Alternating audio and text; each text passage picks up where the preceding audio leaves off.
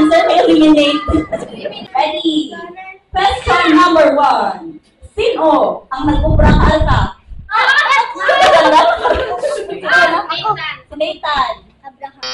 And? Very good. Pinagalating po. Safe for ikaw sa next round. Sino ang atin manluluwas? Lord Jesus Christ. Very good.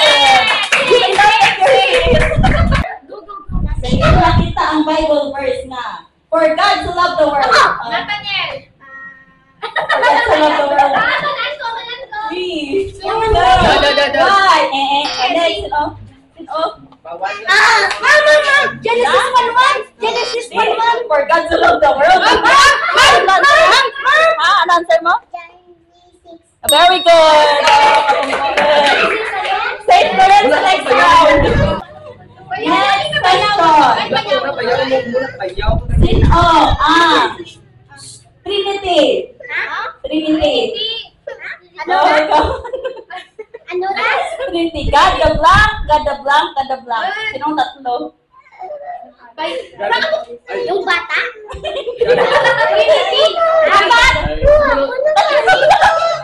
Okay, wala. Next question. Ang Trinity is God the Father, the Son, and the Holy Spirit.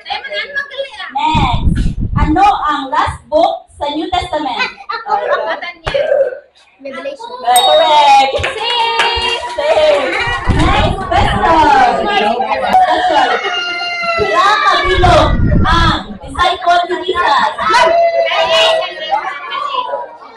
Pila kabilog ang disciple ni Jesus? Correct. Dalawa na lang. Next. Sino ang nag-betray kay Jesus? Judas. Judas na? Judas. Judas na, sige. Consider. Next question. Sino ang bilang sa yung etalyon? Sino ang bilang sa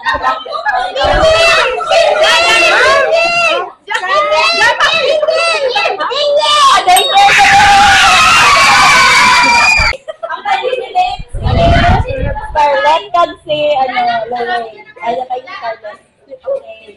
Sige. Big 4. Final 4. Okay, ang question is ano ang pinaka-nubo na verse sa Bible? Anong 10:11:35? Correct! Okay, next. Sino ang nanay ni Jesus sa pagkatao? Mary. Correct!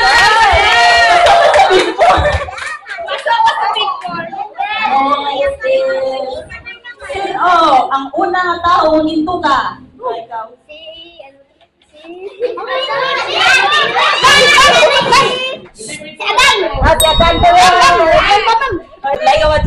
Sige, makita ang Bible verse na in the beginning, God created the heavens and